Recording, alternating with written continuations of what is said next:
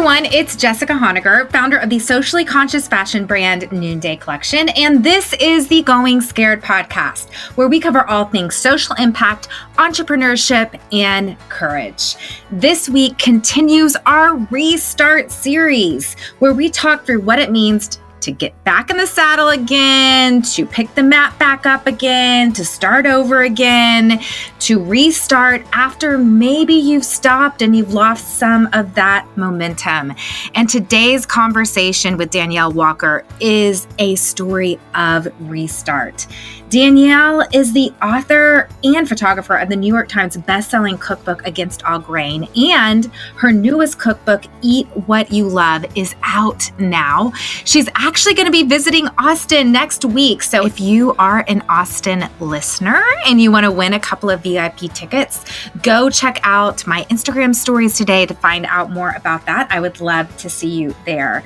Danielle's story is really wrought with resilience and suffering. After being diagnosed with an autoimmune disease when she was 22, Danielle realized that she needed to make dietary changes to end her suffering. So she removed grains, lactose, legumes from her diet.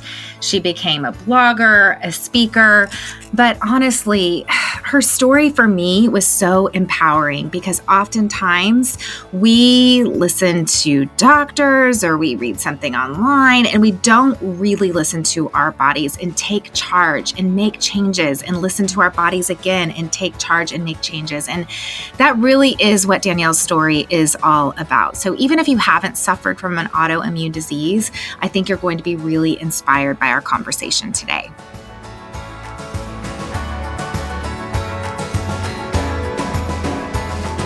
So this is really fun for me because you have been such a champion of imperfect courage, and you took crazy calls from me leading up to the launch of the book where I'm like, what do I do? And you've talked me off ledges, and you've just been such a supporter in real life and online. So thanks so much. Oh my gosh, that's the least I could do. I always feel like I don't give enough because, our crazy schedules. It's like, but I'm glad that you felt like it helped.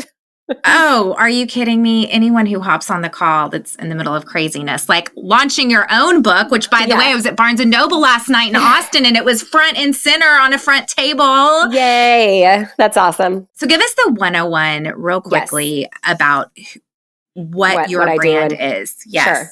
Yeah. So I create paleo and grain-free recipes, which are all dairy-free and gluten-free, just in case people don't know all of the different nuances of the fad diets, if you will, which it's not for me. I have been eating paleo and gluten-free for about 9 years, and it's because I was diagnosed with an autoimmune disease. I was 22 and literally just graduated college. I had been married for about 2 months and found myself in the ER and went through tons of different specialists and testing and hospital stays, and finally was diagnosed with something called ulcerative colitis, which is similar to Crohn's disease. I always kind of started out with that because people, for some reason, they know Crohn's disease more than they know what I have. But it affects, autoimmune diseases affect 50 million Americans, and 80% of those are women, which is kind of crazy.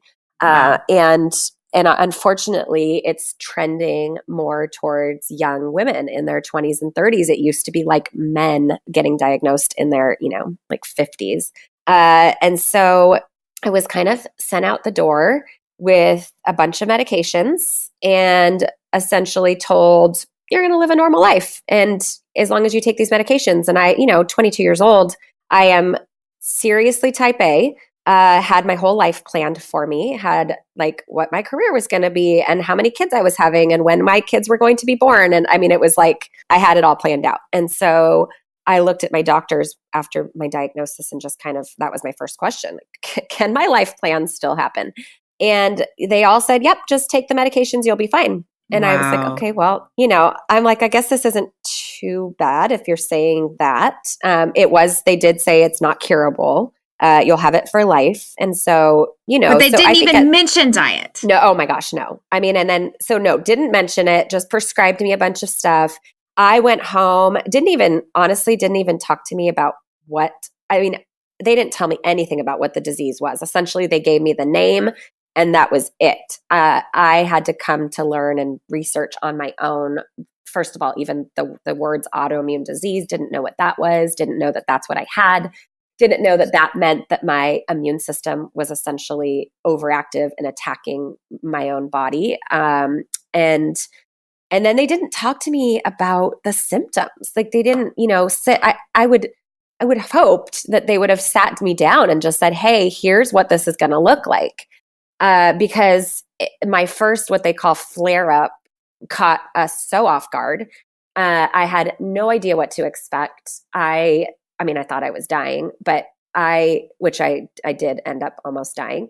But I just had no idea what to expect. And so I kind of was going on with my life, and we had plans, which I know you and I have talked about this before. We had plans to take a trip to Uganda, probably 6 months after my diagnosis. And I was on super high medications, but I started to feel a little bit better. And so I honestly can't remember if we did this with doctors or on our own, but I'm pretty positive we asked my doctors, hey, can we start to wean off of these or like go off of these medications? One of them was steroids, and I was on like 100 milligrams of prednisone steroids, which is really crazy. Most people take like 5 to 10 for inflammation. Oh my God, that's like what my dad was just doing when he was having a severe adverse reaction and almost dying in the hospital. We actually, my husband and I do call it the devil drug, but it has also saved my life as well. So it's like one of those things where it is nasty, and the side effects when you're on it for months. I was on it for months. I lost not all my hair. I lost a ton of hair. I couldn't get out of bed. My joints would just this is 23 years old. I would get out of bed in the middle of the night and my knees would give out on me and I'd fall to the floor on my way to the bathroom. And I would be like, I'd have insatiable hunger, but I lost 30 pounds in 2 weeks. Wow.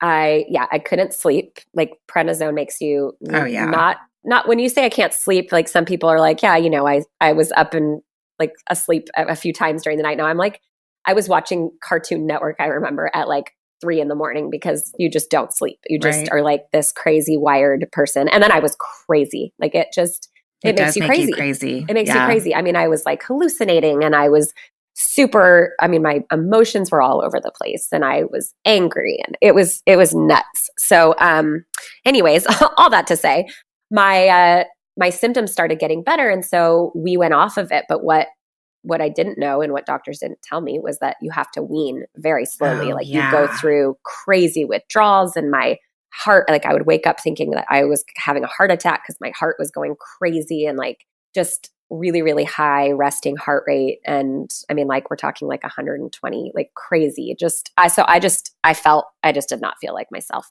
And then with this Uganda trip, we called my doctor, and I said, hey, we've got this trip planned. I actually planned the whole thing, and it was for 25 people, and I had been working on it for like a year and was just so excited to get to go. And also just because I had put so much work into it, was like, I don't want to miss this, but Can you stop real quick? And I'm going to ask you to tell the story behind the story. I mean, that's a big deal to spend an entire year planning a trip to Uganda. So where does that storyline come from in your life? It's a little weird. So I was just out of college. My husband was in law school, and I was working as an executive assistant for a few different things, but like a venture capital firm, but they also had a family kind of foundation. And we all, as kind of them, but then we did personally as well. And my parents, we all supported this organization they used to go to our church in the Bay Area, and then they moved to Uganda and started a nonprofit over there. And they did a lot of work up in the IDP camps, kind of on the border. And so it was one of those things where we had all been supporting them for a number of years and wanted to get a chance to go over and get to actually serve and see the work that they were doing in person. And so it was 3 families. And so as his like executive assistant who booked, all travel and all that kind of stuff, it was kind of my job to plan that trip. And so it was my parents and my siblings and their spouses and my husband, and then 2 other families and kind of their kids and people that we had known essentially like all of our life. So it was an exciting thing. And then after, I mean, maybe what was really luring was that after we were supposed to have spent like 2 weeks in Uganda, we were going to all fly down to South Africa and go on this like super fun and posh safari. Epic safari. Which I'm like, there's a little bit of disconnect there, but it's part of Africa. It's part of Africa. Yes. I don't go to Africa without it also experiencing the beauty and the nature of it. Yes. So there was, I think at this point I'm probably had turned 23. So this was like an experience of a lifetime, and we have never been there before. And I've always had a very tender heart for kids, and especially children suffering. And so that was the thing that I had looked forward to the most was, we had seen photos and things that they had been doing over the years. And I was just really excited to get to go. And we had all these clothes shipped out to hand out to the kids. And we were going to be doing like wound treatment and even just like cutting fingernails and giving little babies baths. And it was just something that I had really, really wanted to do and looked forward to. This was prior to me having kids, but that was kind of the thing personally that I looked forward to the most. And then there you are. So you're also feeling like this is part of the life plan and we're going to move forward with this because I've been planning it and it's epic. And you get off these steroids and you literally are going crazy. Yeah. And then you go ahead and head to Uganda. Yeah. So it sounds like there was a lot of deliberation and a lot of I can prayer. Imagine. Listen, girl, I'm not one to let anything get in my way of going on an epic trip. Like, are you kidding? But we did though. I mean, if you were to be even the poor people that like were supposed to go with us, it was like every day it was like, we're not going. Because my symptoms would get better and I'd be like, okay, we're supposed to go. I'm going to be okay. And then all of a sudden I'd be like back on the couch, not able to move. And I'd be like, oh crap, we can't go. So we get on the plane. I think the people that were there, like, were completely surprised when they saw us show up because it was kind of like, we don't know if they're coming or not. And so, I mean, the flights from California are far. We went, and you've done this a ton now, so I don't even know if this is like a normal flight plan or not, but we went from San Francisco to New York to Dubai, and then overnight in Dubai. And then we had just like a touchdown in Abu Dhabi and then to Uganda. And so it was... That's rough. It was rough. And having any sort of overnight in Dubai is... I've done that, and it's it's not good on the body. I will tell you that. No. So by the time we got to Dubai, I couldn't see straight. Everything was spinning. I had to come off in a wheelchair. My body. So what I have learned, and I didn't know this because no doctors told me this, but autoimmune diseases are fueled by stress. And that can be physical stress, that can be emotional, that can be mental.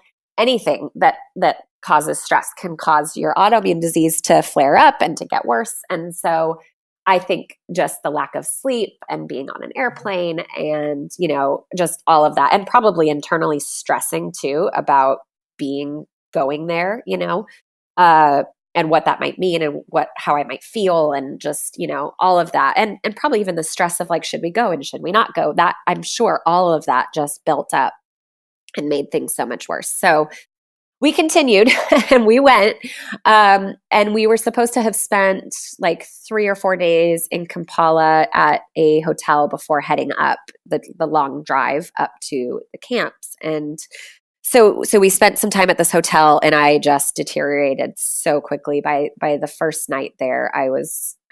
This disease, I don't always go into detail about it because you can Google it, and it's a nasty disease. It is incredibly embarrassing, first of all.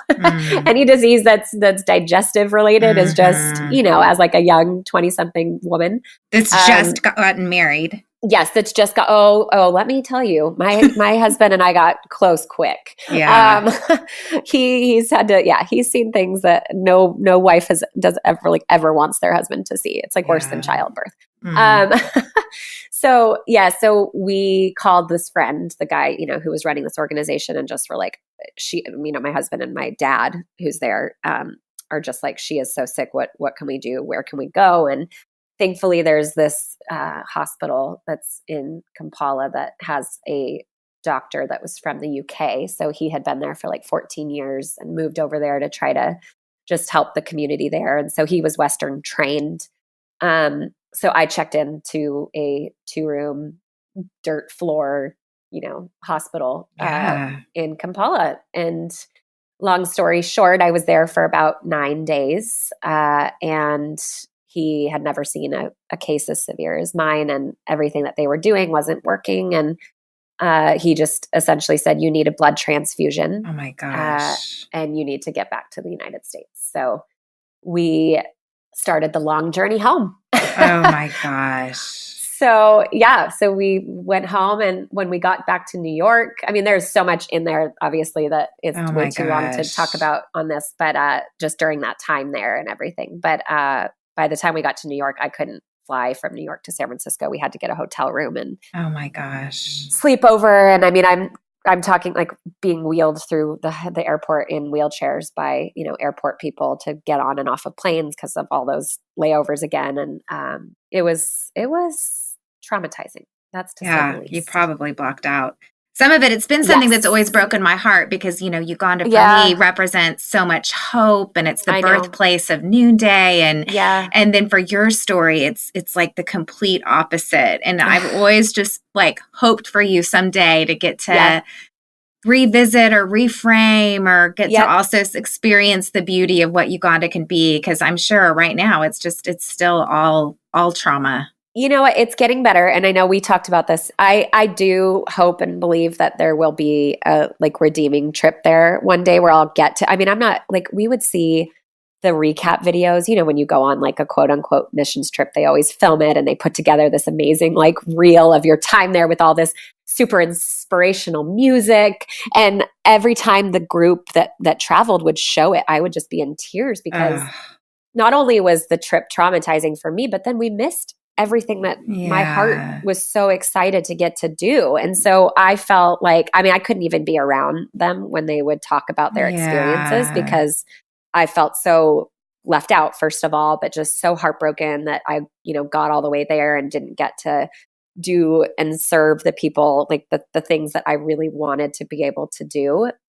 And so, but yes, for a long time, I mean, even I would like shudder at the thought of ever going back to Africa in general, let alone, Uganda. And but I do believe that one day we will. And at this point, I've got an 8-year-old. So I'm like, I think at this point, I'm like, I kind of want to wait until my kids are of age to be able to go and kind of get to experience that with them and have them get to see it. And I don't know. I mean, maybe we'll go before that, but that would be kind of my dream and hope, is that would be kind of this whole, like there's this whole new experience where I get to take my kids and they really get to see that whole life there, and that they get to, kind of get in and they've been pretty sheltered, they're still young, but regardless, like they've had a very great life. And especially at 8 now, I'm like, okay, you need to start seeing some of the world and some of the hardships of the world. And, so that would be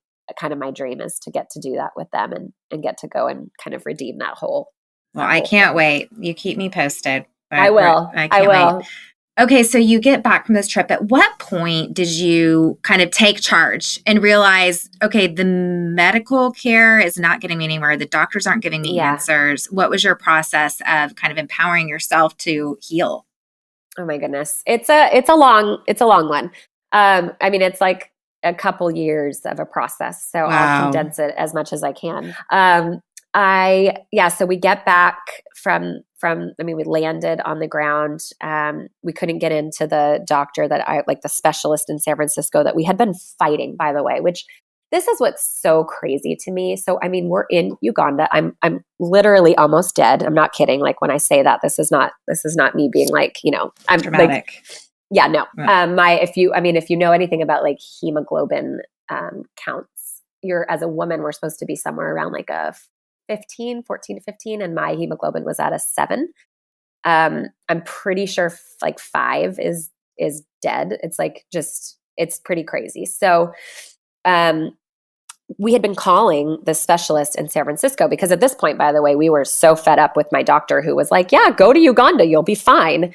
No problem. Go travel for 48 hours, and go off your medication.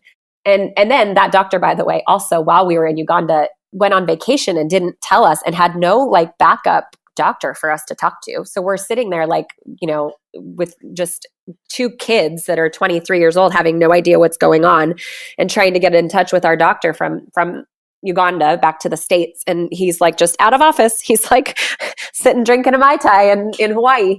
And so we found this other doctor that came really, highly recommended in San Francisco.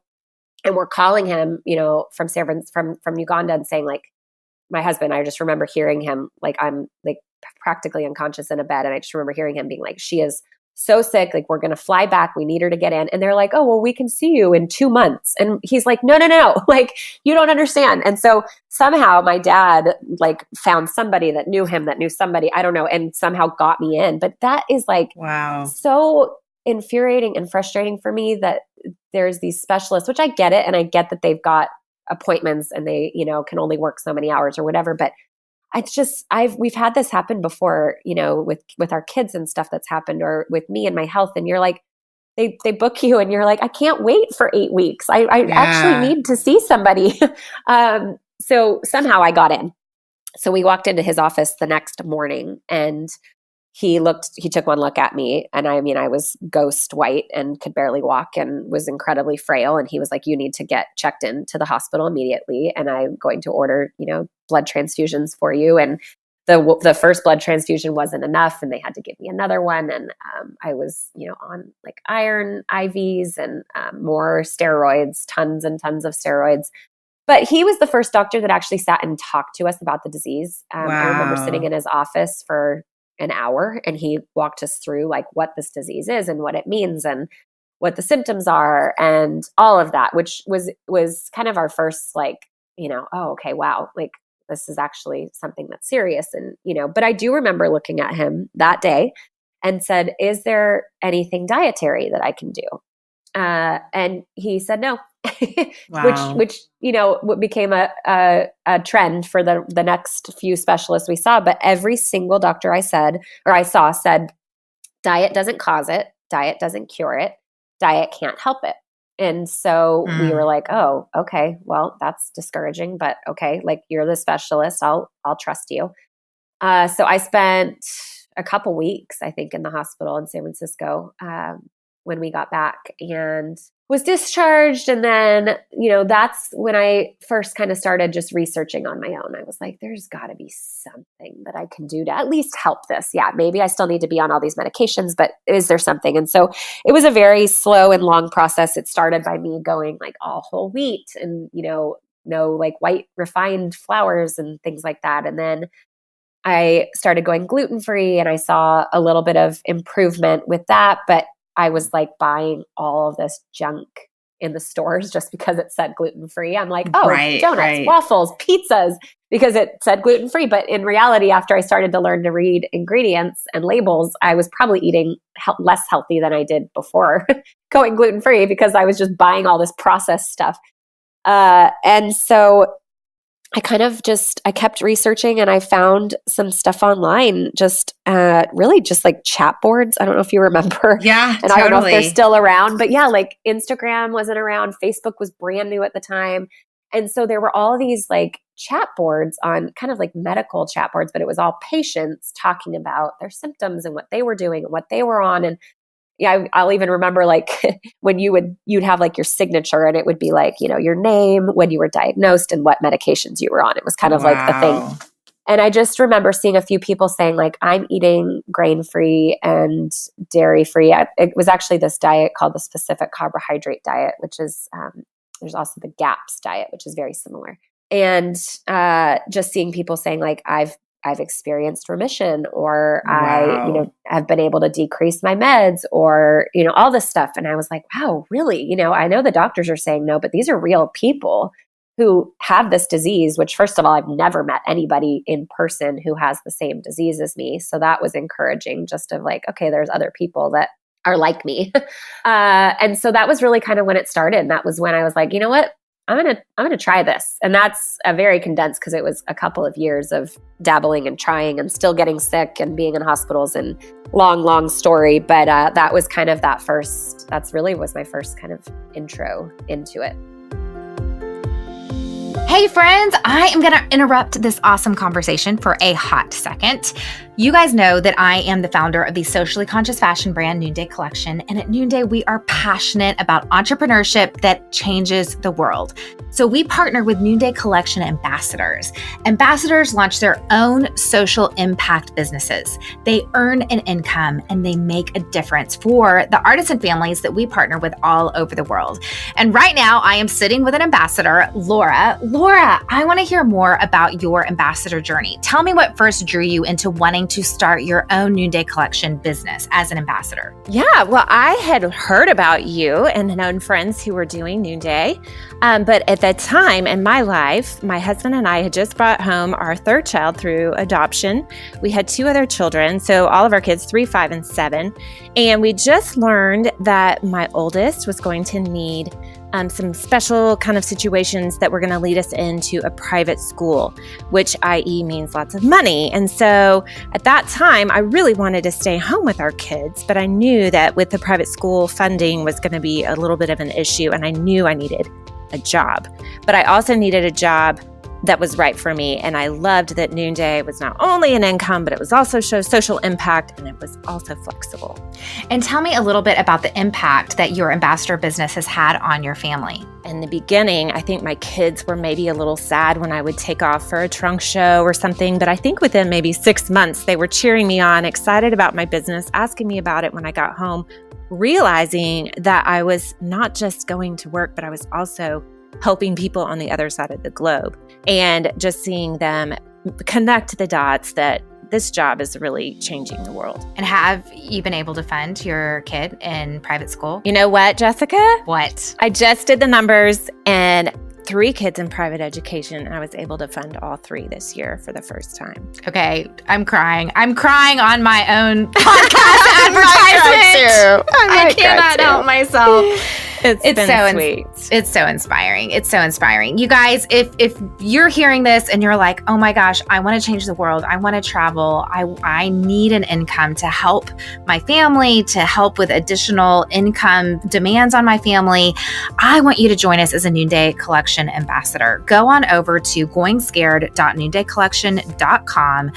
Join this incredible journey with us. Head on over to goingscared.noondaycollection.com. We would love to have you in our community of world-changing sisters.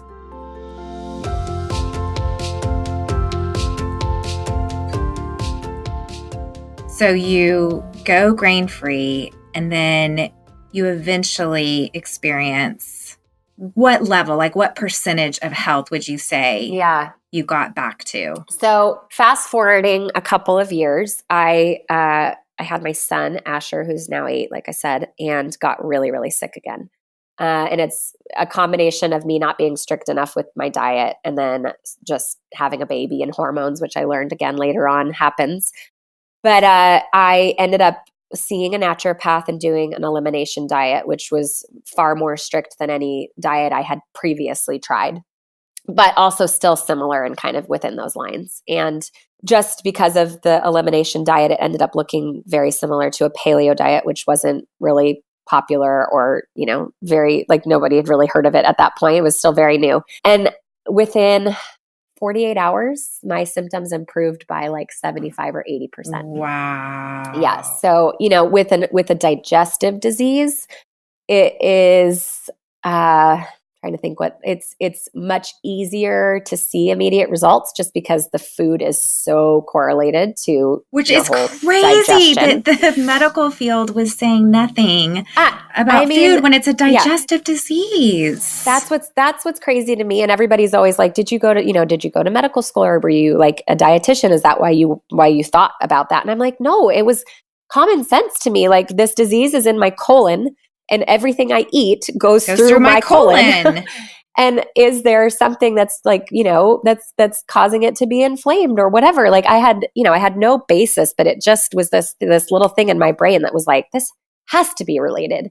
And so, yes, it's absolutely crazy that they wouldn't recommend it. And, there's starting to be, but at that point there weren't medical studies. And so I think it's probably also a thing where they have to cover their own butt, and they can't recommend something that doesn't have a bunch of studies. Plus, I won't go into it, but one of the medications the doctor wanted me to start on was $5,000 an infusion and wasn't covered by insurance. And I will not be shy to say that he got some sort of a kickback on that and kept pushing it over and over again. So I think, unfortunately, there might be a little bit of that, not with all of them. They're not all bad, but, I think some of them might be slightly influenced by the drug world. So, so huge improvement, which was just such a thing for me to grasp onto. It was like, okay, this actually has some legs. This could actually work if I stick to it, which in the past I just had kind of been back and forth. So that was really kind of the major moment for me. That was your major moment of like, this is worth it. And I'm going to figure out how to make this a lifestyle forever. Yeah, exactly. Yep, exactly. And especially because at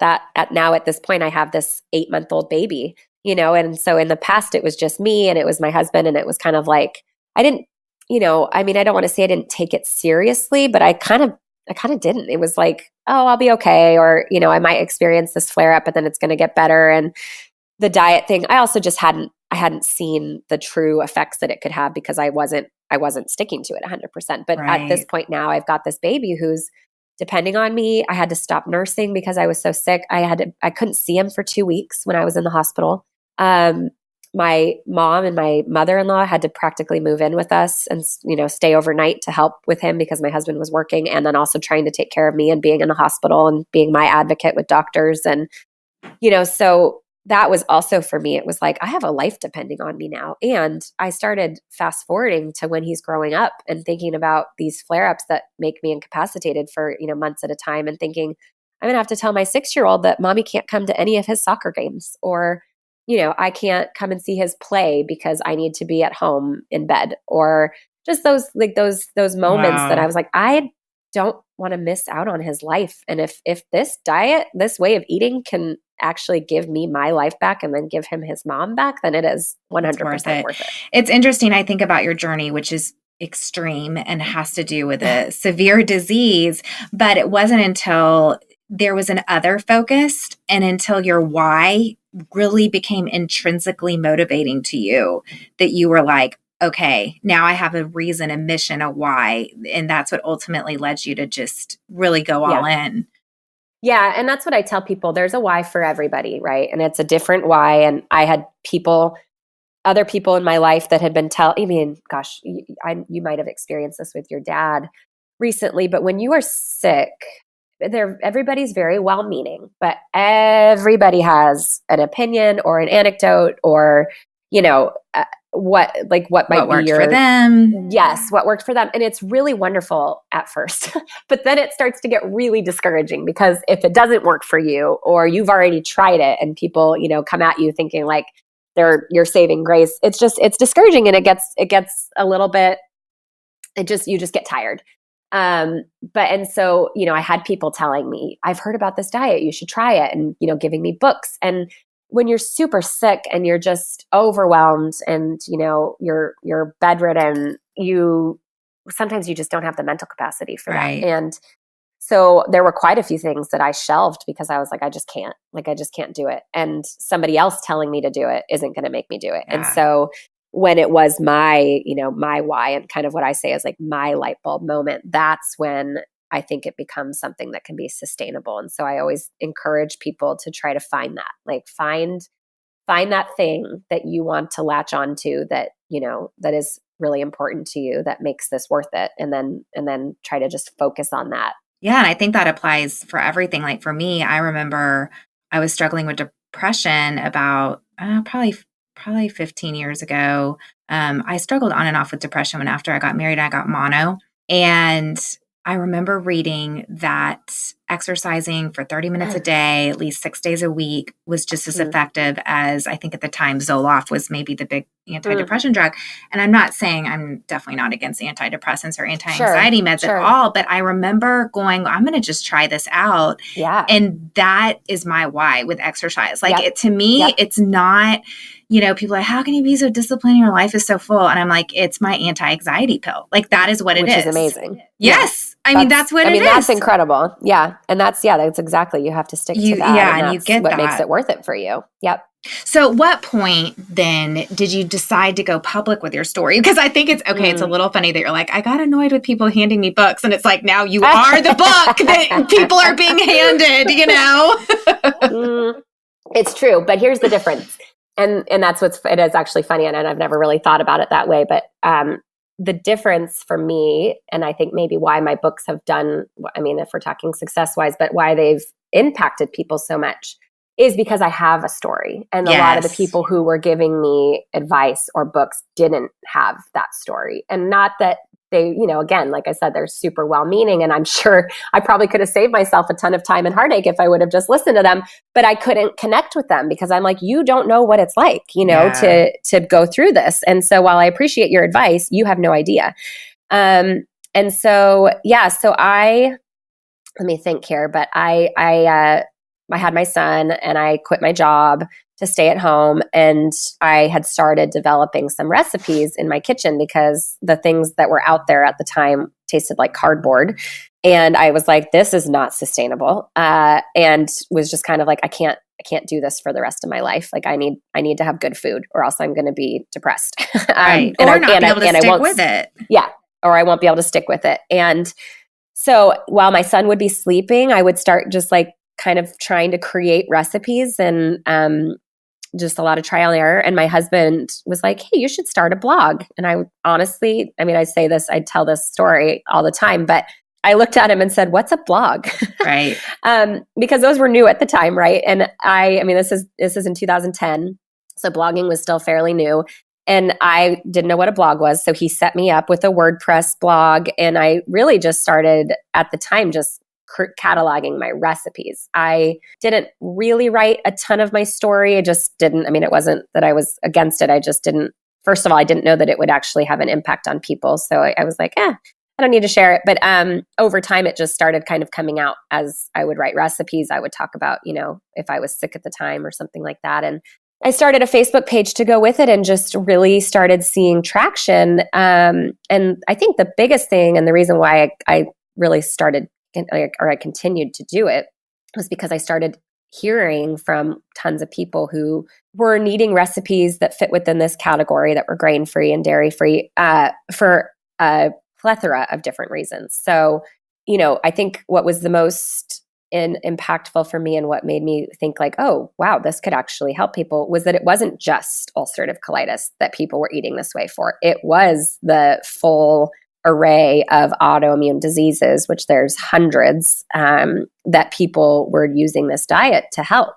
And so that was kind of where I was like, oh, okay, like my story could actually help way more people than I thought. And the amount of time that I spent suffering because of all the drugs and not changing my diet, hopefully I can save people some of that time by sharing everything I went through. And so instead of them hemming and hawing for 3 years like I did and dabbling and going back, they can read my story and be like, oh, wow, like this could actually work. I'm going to try it. And so that's really kind of where it started. Wow. It's crazy how many women. I started Noonday in 2010. Yeah. I feel like there was something on the move, like there was so many things that were starting in 2010 and that kind of the newness of Facebook, especially, and it didn't charge for businesses and it enabled us to really network. And then the blogging we got in world. At a good time. Well, yeah. And it's really crazy because, still to this day, these blogs, because of SEO, are some of the most highly trafficked and it's great. And it's true. My friends that are still able to make a living through blogging, it's pretty much because they started around 2010 and Google loves them now, It's so true. It's so true. I know people ask me all the time when I speak at like business conferences or food blogging conferences, they're like, when they ask my advice or if they should start a blog, I'm like, honestly, at this point, probably not. Like, I mean, you can as an outlet, but it's just, if you didn't get grandfathered in when we all got in at this, it's so saturated. And I'm like, you're better off just putting all your content on Instagram because you're not starting a podcast. I feel like that. Or starting a podcast. That's a good time. Yeah. Yep. You got in at a good time for that right now. I did. Yeah. Yeah. I have loved having a podcast. Have you? Yes. I mean, it's one of those things that I'm like, I would love to, but I just can't. But I feel like you have a lot to talk about. Well, I just get to have these great conversations, and it's all around courage and social impact and entrepreneurship. Yep. So we keep it pretty interesting, and I have such a diversity of guests. So it's really awesome. It's really fun. Okay. So this series that we're in, speaking of podcasts, is all about restarting. And the reason I wanted to have you in this series in particular, other than the fact that you are going to be in Austin next week, if you guys are listening when this podcast comes out, and we're giving away 2 VIP tickets. So go check out our Instagrams, Facebooks, all that for so fun about that. And I'm going to be able to come. So I'm super excited. I'll be in town. I know. Good. I'm glad you're in town. I know. I'm actually leaving for India at the end of February, but other than that, I'm okay. Here. You're I'm there. Here. Yay. So anyway, I wanted to have you on because you have had to restart. Like, it's not like you have done this and you were gluten-free, grain-free once you realize, even though it took you forever. And because I remember even last year, you had a flare up and it scared me to death. And I remember you just going, oh my word, what's happening? And, I don't think I even realized that, you could have a flare up. So, and I know it's really hard to kind of get back into the saddle again. And I think in the new year, we're talking about like starting, and we think that our starts are like things that we're just starting for the first time. But usually it's like we've dabbled and we're coming back, and we've lost a little bit of that momentum that we had, maybe when we had never tried anything to begin with. So tell us a little bit, is there a season that comes to mind when I say, how have you had to restart and regain momentum over the years?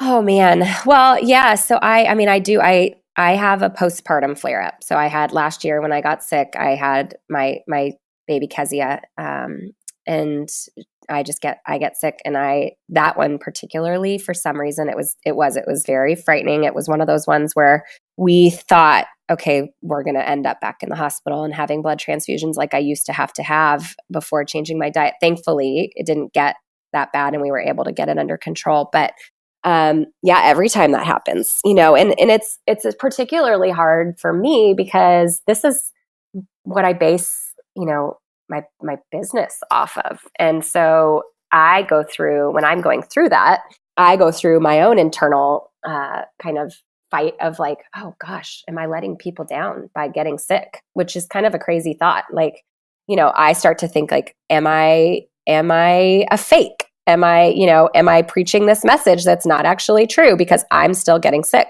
And, over time I have realized, and I share those moments, and I share, pictures from in bed, because what I want people to realize is that it's not always a perfect journey.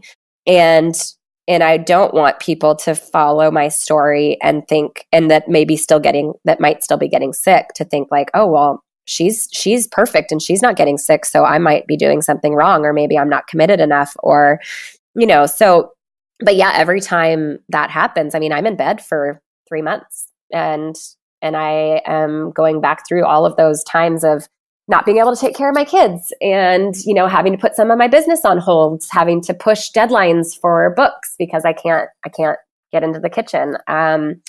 And so it's always kind of a restart after that. It's always like, okay, I got to get back to it. Mentally, I have to tell myself like, nope, this is not going to ruin what I'm doing. This is a message that still needs to be heard.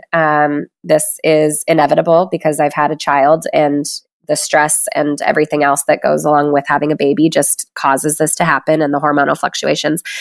But I can't let it stop me from telling this message, because this message still is important and still needs to be heard. But it's always a difficult kind of journey back. And then it's always that weird hurdle too of like, I've kind of been absent from social media for the most part. I share things here and there, but like I definitely pull back a lot because first of all, there's not a whole lot to see when I'm just laying in bed watching Netflix for 3 months. But it's always that kind of hurdle too of like getting back into the saddle, like you said, and kind of being like, okay, I'm back, and I'm ready to get back, to work and back on the horse and back on sharing things with you guys. But yeah, it's always a little bit of a kind of a fresh start afterwards. Well, I really appreciate you being vulnerable and honest through that whole journey, because I can understand, like I even had that thought of like, oh my gosh, is that hard for her to be really authentic and honest, because she is writing books saying that you can heal yourself through diet, but look, she's sick, But I think what it teaches all of us is that life is all about the restarts. It's all about the getting back up again. And you showing us that teaches all of us and reminds us that it's about trying and committing, and it's not about once you fall down just staying down, and it sounds like it starts with your mindset and you being able to really tell yourself like going back to your why, and this does matter, and this is helping people, and then slowly the physical follows. Yep, it is. And with and this is where I've just committed to really sharing my story as I go, because with every flare up that I do have, I learn something, and I learn something about my body that I feel like I can share. I learn, the treatments that I feel like have really worked. I learn about, still about diet. Despite me doing this for a living and me following this way of eating, I'm not always perfect sometimes. Like I don't like the words, but I don't cheat with gluten. But sometimes, if like my husband's eating ice cream, like I'm like, oh, just a little bit here and there, and so I will kick myself when I do get sick. I'm like, oh, I shouldn't have done this, or I should have managed my stress better. I should have done more yoga. I should have journaled, and I always go back through this whole self-deprecating thing of like, you caused this, you should have known better. And so I feel like to be able to share those moments with people, because I know everybody's dealing with them, but also to be able to share like, hey, I still haven't been in the hospital since I changed my diet, and so as my brain starts to discount what I'm doing and the message that I'm sharing, I have to remind myself like, hey, you haven't had a blood transfusion in 8 years. That's amazing. Hey, you haven't been on steroids, like prednisone steroids, in 8 years. You haven't had to have your colon removed like they were saying you might have to. Wow. You've been able to avoid the Remicade, which is like an immunosuppressant drug. Just those things where like, and I'm actually currently not on any like Western medications for this diet. Or for this disease. So yeah, while I still have those setbacks, I just have to remind myself of the improvements and of the journey that I'm still on.